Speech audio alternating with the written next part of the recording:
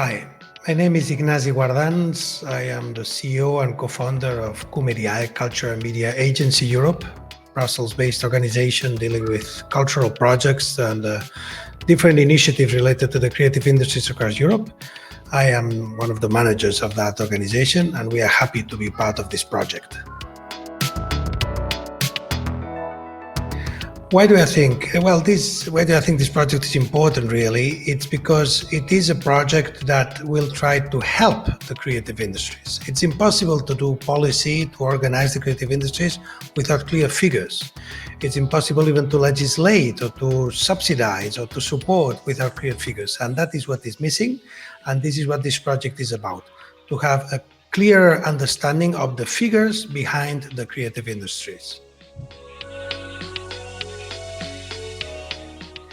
Now, the role of Cumediae in this project is twofold, at least. I mean, we have a role in the control of the quality.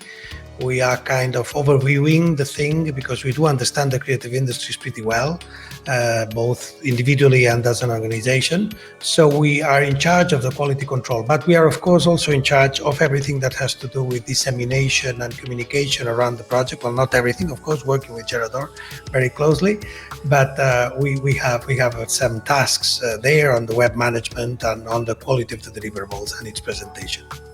And we are also in charge of the stakeholder engagement. So we believe this project requires a good communication with stakeholders, and this is also one of our tasks. Now, the main challenge behind this project is first, of course, to provide a quality result, which is not easy. And second, of course, to provide some good ideas, but also feasible ideas about how do you measure the non-official statistics. Now, there's an essential distinction between official and non-official statistics. The officials are the classical statistics, you would say, but the non-official are much more complicated, and that has to do with the online economy, essentially. Not only, but mostly with the online economy. Culture in the online environment, we don't know perfectly how to measure it. What are the good identificators? What are the good figures that could allow something to be measured there at the same time in a serious way, not just with some kind of ideas or opinions, but something that can be really measured in the online environment. To put all that together and to produce a result that combines official classical content of statistics with more modern, more up-to-date statistics related to the online environment and the non-official aspects of that is a challenge, and is the big challenge we have here.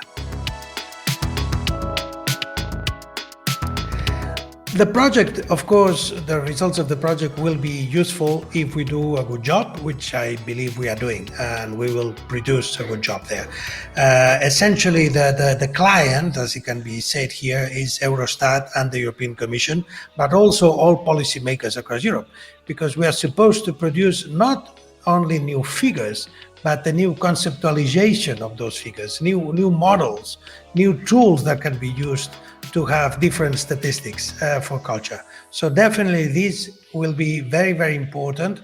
Of course, it will need to be assumed by the Commission. The Commission might change part of the result of what we present because they will be the owners of the results.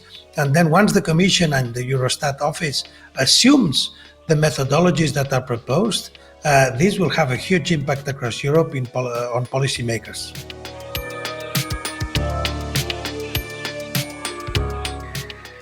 So essentially, everybody working in culture should be interested in this, although of course everybody should be patient till the work is done, until the work is digested by the Commission and by Eurostat, and it is turned into new patterns and new formulas and new tables.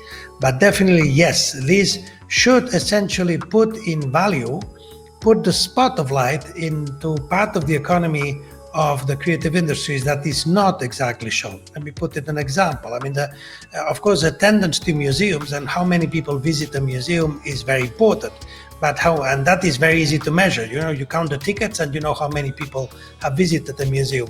But how many people has visited the museum's website? Well, that is not being calculated now. And of course, if you are going to measure what is the audience of a museum, you cannot just count how many people are visiting the premises, but you need to count how many people visited the website and, of course, how many people visited the exhibitions online, for example, or virtual tours. That is not being measured in official way, in a serious way. There are some kind of measurement, but they are not proper statistics. And so that will change the dimension and the perception of the dimension of culture. So that's what cultural players should expect.